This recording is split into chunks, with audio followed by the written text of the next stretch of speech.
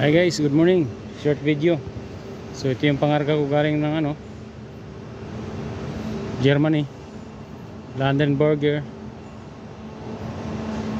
Tapos dito lang din sa Germany ito ni-deliver ko, malapit sa Branau. So mabilis ang nila dito. Pagdating ko dito, bukas kaagad. Ayan mountain dyan sa taas Kaya iniisip ko saan kaya ako dadaan, kasi bukid naman nun.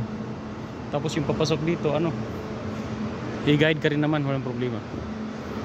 So naglakad-lakad ako. Kung nakita nyo yung reels ko, bago ako dumiretso dito, naglakad muna ako. Sinisigurado ko ba kumbaga kung tama ba itong tinutumbok ko, no? So ayos dito, mabilis sila, pinabuksan na kaagad. Ngayon umpisa na ito.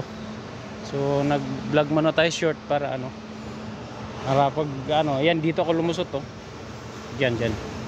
Ayan, mayroon din silang sariling truck So pagka bago kayo pumasok sa isang company na malaki, magtanong muna kayo, no?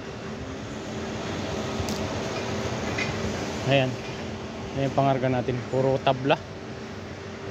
Bali lang itong na ito, 8 belt. 8 belt lang yan. Okay. So short video lang para sa delivery natin ngayon.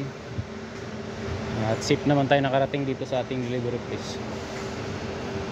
So yun, siyempre pag unang biyahe mo at di mo pa kabisado, ang ginawa ko, ang gagawin natin, maglakad tayo.